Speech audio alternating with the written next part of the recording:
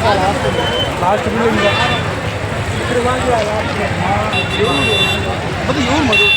చాలా మంది తల్లండి తెలంగాణ బిడ్డలది పాపం ఏంది ఏడాడు వాళ్ళు రాళ్ళు పడి చేతులు తీసుకున్నారు తలకాయలు పోయినాయి గ్యాస్ పెరిగింది.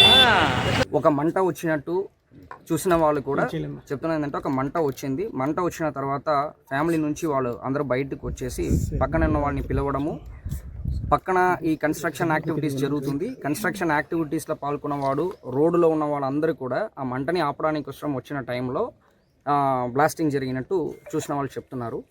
ఈ పర్టికులర్ ఈ బ్లాస్టింగ్ ఏ విధంగా జరిగిందని కనుక్కోవడానికి మన క్లూస్ టీమ్తో పాటు ఇమీడియట్గా సీన్ని కార్డన్ ఆఫ్ చేస్తూ క్లూస్ టీమ్ నుంచి కొన్ని క్లూస్ కలెక్ట్ చేస్తాము. అది కాకుండా ఎఫ్ఎస్ఎల్ టీమ్, ఆ ఎఫ్ఎస్ఎల్ టీమ్ని కూడా ఇప్పుడు ఇంకొక 5-10 మినిట్స్లో ఇక్కడ రీచ్ అయిపోతారు. ఎఫ్ఎస్ఎల్ టీమ్ వచ్చిన తర్వాత ఈ మెటీరియల్స్ అన్నీ కలెక్ట్ చేస్తామంటే మనకు టెక్నికలీ ఏ రీజన్ వల్ల ఈ బ్లాస్టింగ్ జరగట్టున్నది మనకు క్లారిటీ వస్తాయి. సో దాని మేరకు ఈ పర్టికులర్ ఈ వెంకన్న వ్యక్తి ఈ డ్రిల్లింగ్ అంటే ఈ కాంట్రాక్ట్ వర్కర్స్ రోడ్ వర్క్స్ ఇప్పుడు అన్నీ ఇప్పుడు రోడ్ వర్క్స్ జరుగుతున్నాయి. దానికి ఈ వ్యక్తి కాంట్రాక్టర్స్కి డ్రిల్లింగ్ అన్నీ చేస్తున్నారనేది మనకి ఉన్న ఇనిషియల్ ప్రిలిమినరీ ఇన్పుట్.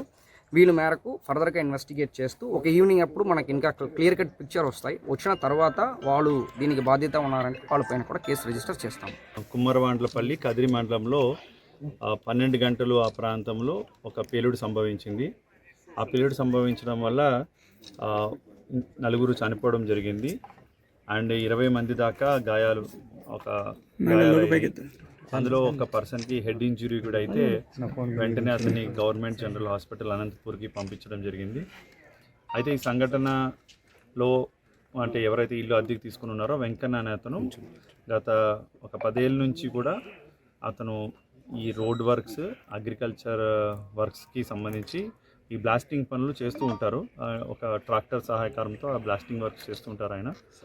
అయితే ఆయన ఇవాళ ఉదయం వాళ్ళ ఇంట్లో ఒక మంటలు రావడం, అది చూసి చుట్టుపక్కల ఉన్న ప్రాంతాల్లో ఉన్న ప్రజలందరూ రావడంతో ఒక్కసారిగా పేలడంతో అక్కడ ఉన్నటువంటి ఎక్కువ మంది ఇంజూరీ రావడం, 4 చనిపోవడం కూడా జరిగింది. అండ్ వెంటనే ఎవరైతే ఇంజూరీస్ అయినాయో వాళ్ళందరినీ కూడా మనం ఇక్కడ ఏరియా హాస్పిటల్లో ట్రీట్మెంట్ చేస్తున్నాము. డాక్టర్స్ అందరినీ కూడా అలర్ట్ చేశాము అండ్ అక్కడ సూపరింటెండెంట్ అనంతపూర్ని కూడా అలర్ట్ చేసి వారికి మెరుగైన వైద్యం అందించడానికి ఏర్పాట్లు చేస్తున్నాం. అయితే దీనికి సంబంధించిన పేలుడికి కారణాలకు సంబంధించి మనం క్లూస్ టీమ్ ఆల్రెడీ వచ్చింది అండ్ ఒక ఎఫ్ఎస్ఎల్ నుంచి కూడా ఇంకో టీంని కూడా ఎస్పీ గారు ఆల్రెడీ పిలవడం జరిగింది. సో ఈ వీళ్ళు వచ్చి పూర్తి స్థాయిలో ఇన్వెస్టిగేషన్ చేసిన తర్వాత అసర్టైన్ అంటే పేలుడికి కారణం అనేది మనం అసర్టైన్ చేయడానికి అవకాశం ఉంది.